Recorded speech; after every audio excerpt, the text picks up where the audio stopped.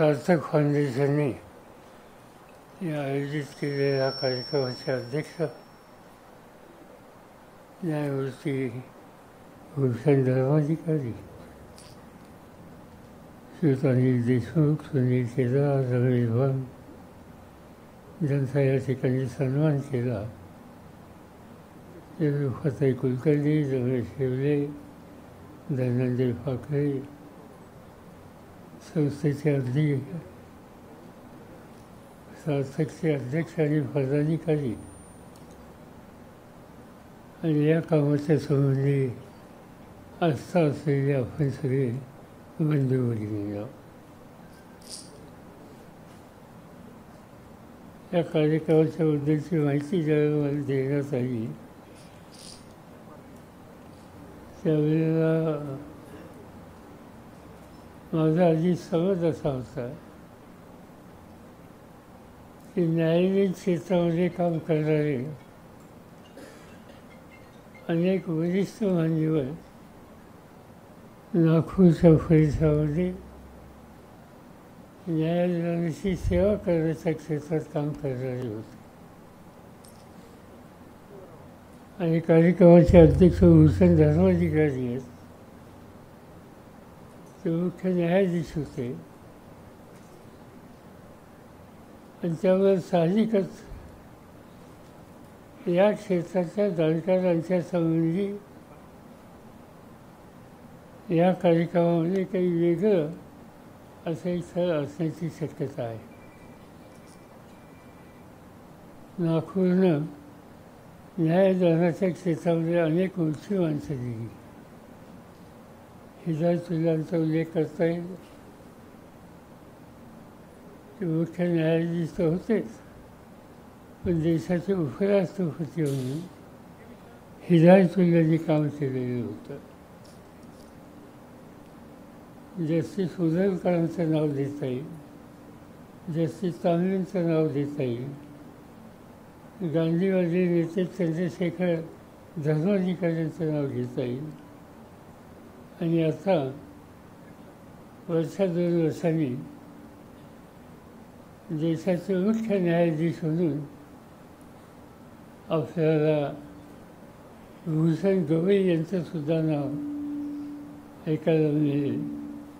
हे सगळं या क्षेत्रामध्ये अतिशय मोठं काम करणाऱ्या न्यायिक क्षेत्राच्या जाणकारांची मालिका या नागपूरने देशासाठी दिली, याचा एक आनंद आपल्या सगळ्यांना आहे. इथं अनेक क्षेत्रामध्ये काम करतात. गिरीश गांधी समोर बसले. पर्यावरण आणि त्या संबंधीची समाजामध्ये जाण निर्माण करणं यासाठी त्यांनी केलेलं काम याची नोंद सर्वसामान्य माणसाच्या अंतःकरणामध्ये आहे. आणि अशा काम करणाऱ्यांचा सन्मान सार्थकच्या वतीनं आज या ठिकाणी आयोजित केला जातो. ज्यांचा आपण सन्मान केला त्याचं पहिलं नाव रुपाताईंचं होतं. रुपाताई तुझी चमत्कारी बाई आहे, माझ्यापेक्षा लहान आहे. त्यांचं वय 79, माझं 84. आणि त्यामुळे आम्हा लोकांचा स्नेह फार जुना आहे. त्या काळामध्ये नागपूरच्या विद्यापीठामध्ये संस्कृत शिकवायचं काम त्या करत होते. संस्कृतच्या अध्यापिका म्हणून त्यांचा लौकिक होता. आणि मी इथं कधी गृह खात्याचा राज्यमंत्री, कधी गृह खात्याचा मंत्री, कधी मुख्यमंत्री, कधी विरोधी पक्षनेता, यांना निमित्तानं नागपूरला येत असे. आणि काही लोकांची आवर्जून माझी भेट होत असेल त्याच्यामध्ये दुःख असायचं. त्यामुळे आमचा स्नेह वाढला. पण त्याला दुसरी एक बाजू होती, आणि दुसरी बाजू विशेषतः सत्यमध्ये असताना समाजाच्या ज्या वर्गाकडे सातत्यानं दुर्लक्ष झालेलं आहे अशा वर्गाच्या हिताची जपणूक करण्याच्यासाठी संघर्षाची भूमिका घेणं याच्यामध्ये रुफातांचा हा आग्रह असायचा. मोलकरींची संघटना ही कल्पना त्यांनी इथं काढली. ती संघटना वाढत वाढत विदर्भामध्ये गेली आणि नंतर राज्य पातळीवर गेली. छोट्या मोठ्या गोष्टी की त्याच्यामध्ये त्या मोलकरींचं काम हे अत्यंत महत्त्वाचं काम स्वच्छतेच्या संदर्भात असताना समाजामध्ये तिची स्थान, तिची प्रतीक्षा ही फारशी बघितली जात नाही. अनेकांच्या घरामध्ये मोलकरी असेल, पण ती फाशीमागच्या दरवाजाने त्या घरात आलेली चित्र असायची. आणि मला आठवतं आहे की त्यासाठी सुद्धा संघर्ष यांनी केला. मोलकरीला कष्ट करून ते घर स्वच्छ ठेवणाऱ्या भगिनीला समोरच्या दारांनी काय येता येत नाही. ती प्रतिष्ठा, तो अधिकार तिचा काय लोकवत असतात. आणि यासाठी त्यांनी संघर्ष केला. त्यांची संघटना उभी केली, कायदेशीर तरतुदी करायला लावल्या, अशा अनेक गोष्टी त्यांनी केल्या. हुंडा आहे चमत्कारिक पद्धती आपल्या समाजामध्ये आहे. आणि म्हणून त्या हुंडा विरोधी एक वातावरण तयार कसं समाजात करता येईल यासाठी सुद्धा त्यांनी चळवळ केलेली होती, संघर्ष केलेला होता. शेतामध्ये काम करणाऱ्या ज्या भगिनी असतात, शेतमजूर महिला, त्यांच्या प्रश्नाची मांडणी सरकारपुढं करण्यामध्ये त्यांनी पुढाकार घेतलेला होता. मला आठवतं आहे, नाशिक जिल्ह्यामध्ये चांदवड नावाचं गाव आहे. त्या चांदवडला शरद जोशी म्हणून एक त्या काळामध्ये शेतकऱ्यांच्यामध्ये नेतृत्व करणारे मोठे नेते होते. त्यांचं काम वर्ध्याला होतं, नागपूरला होतं, चंद्रपूरला होतं, नाशिक आणि त्या भागात होतं. शरद जोशींनी शेतकऱ्यांचे प्रश्न मांडले, तसं शेतीच्या क्षेत्रामध्ये काम करणाऱ्या महिलांचे हे मांडलेले होते. आणि त्याचं पहिलं अधिवेशन चांदवडला घेतलं आणि त्या अधिवेशनाला रुफाताई त्या ठिकाणी उपस्थित होत्या. आणि शेतकऱ्यांच्या शेतावर घाम घालून देशाच्या अन्नाची भूमिका बजावणाऱ्या त्या घटकांच्यासाठी सुद्धा जागरूक राहिलं पाहिजे. त्यासाठी सरकारची नीती ही त्यांना अनुकूल असली पाहिजे.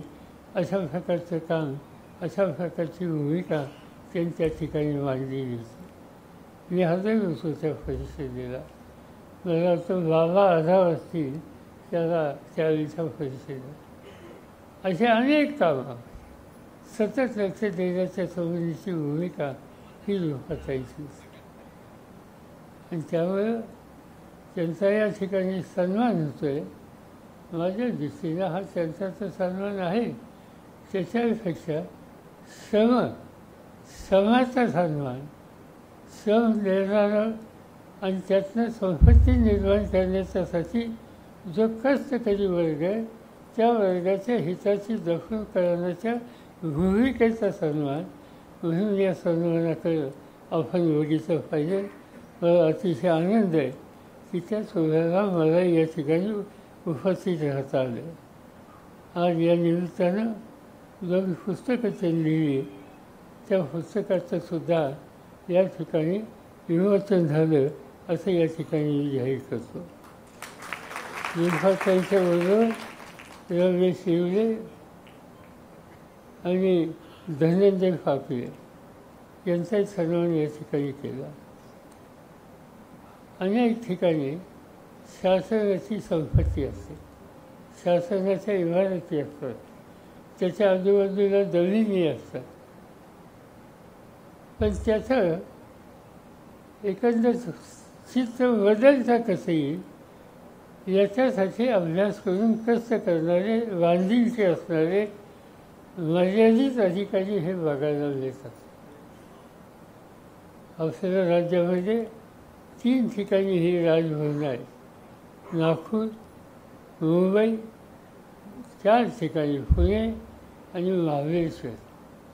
या 4 राजभवनामधलं विस्तीर्ण अशा प्रकारचं राजभवन हे नागपूरचं आहे. आणि त्या विस्तीर्ण नागपुरामध्ये वृक्षवल्लीची लागवड करून संबंध परिसर एक प्रकारचा हिरवागार आणि आल्हाददायक करण्याचं महत्त्वाचं काम रमेश यांनी केलं. नोकरी हे अनेक जण करत असतात, पण त्या नोकरीनं असं काहीतरी काम करून ठेवायचं की त्याचं स्मरण हे लोकांना तर कायम होईलच, पण ते काम पाहिल्याच्या नंतर एक प्रकारचं मानसिक समाधान हे प्रत्येकाला मिळेल अशा प्रकारची काळजी घ्यायची असते. आणि त्या प्रकारची काळजी खबरदारी रमेश येवले यांनी केली आणि त्यामुळे त्यांची या ठिकाणी सन्मानासाठी निवड केली. मला असं वाटतं ही सुद्धा निवड अतिशय यथोचित अशा प्रकारची ही निवड आहे. आणि तिसरा सन्मान या ठिकाणी धनंजय फाकरे यांचा आपण केला. जिल्हा परिषदेची शाळा अलीकडच्या काळामध्ये जिल्हा परिषदेच्या आणि नगरपालिकेच्या शाळेच्या संबंधित वेगळ्या गोष्टी ऐकायला मिळतात आणि त्या चांगल्या ऐकायला मिळतात. तुम्हाला आश्चर्य वाटेल, आज मुंबई शहरामध्ये प्राथमिक शाळा आणि मराठी मीडियमच्या शाळा इथं प्रवेश घ्यायचा असेल तर महानगरपालिकेच्या शाळेमध्ये लोकांची मागणी ही वाढायला लागली. अनेक ठिकाणी जिल्हा परिषदेच्या शाळा इथं मागणी वाढायला लागलेली आहे आणि त्याचं महत्त्वाचं कारण तिथं एक उत्तम काम करणारे वाहून घेतलेले शिक्षक त्यांचं त्या संदर्भाचं योगदान. आणि आज शेठ फाकरे यांचं काम हे काय आहे याच्याबद्दलची कल्पना आपल्याकडे आली.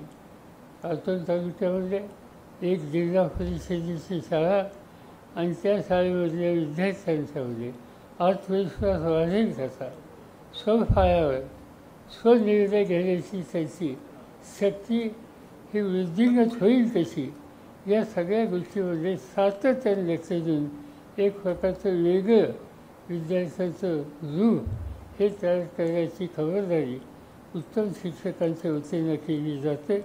अशाचे धनंजय फाकरे यांची आज या ठिकाणी आपण निवड करून सन्मान केलेला आहे. त्याबद्दल मला स्वतःला मनापासूनचा आनंद आहे. मी अधिक बोलून आपल्या सगळ्याचा वेळ घेऊ इच्छित नाही. नागपूरचं हे वैशिष्ट्य आहे की चांगलं काम करतात त्यांचा सन्मान हा नागपूरकरांच्या वतीने सातत्यानं होतो. आणि कितीतरी नावं अशी घेता येतील की त्यांनी चांगलं काम उभ्या आयुष्यामध्ये केलेलं. जसा रुपाताईचा उल्लेख आपण केला, मला सहजच नाव आठवलं सुमतीबाई सुखकर. विचारधारा आमची त्यांची वेगळी होती. विचारधारा वेगळी असली तर एक भगिनी त्या स्त्रियांच्या आणि समाजाच्या उपेक्षित घटकांच्या क्षेत्रामध्ये काय काम करू शकते याचा एक आदर्श त्यांनी आपल्या पुढे ठेवलेला असतो. आणि म्हणून अशा कर्तृत्ववान माणसांच्या संबंधीचा सन्मान करणं हे सूत्र सतत नागपूरकरांनी ठेवलेलं आहे. आणि त्यासाठी सार्थकसारख्या संस्था, ज्या ज्या संस्था अशा आहेत त्या सगळ्या एकत्रित करून त्यांच्या मदतीनं, त्यांच्या सहाय्यानं अशा प्रकारचं एक प्रोत्साहित करण्याचं काम सतत चालू ठेवण्याची भूमिका या ठिकाणी घेतली जाते याचा एक मनस्वी आनंद तुम्हाला मला सगळ्यांना येतो.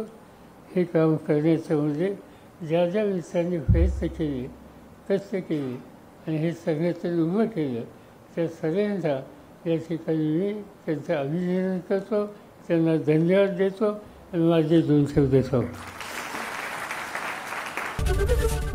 एबीपी माझा, उघडा डोळे बघा नीट.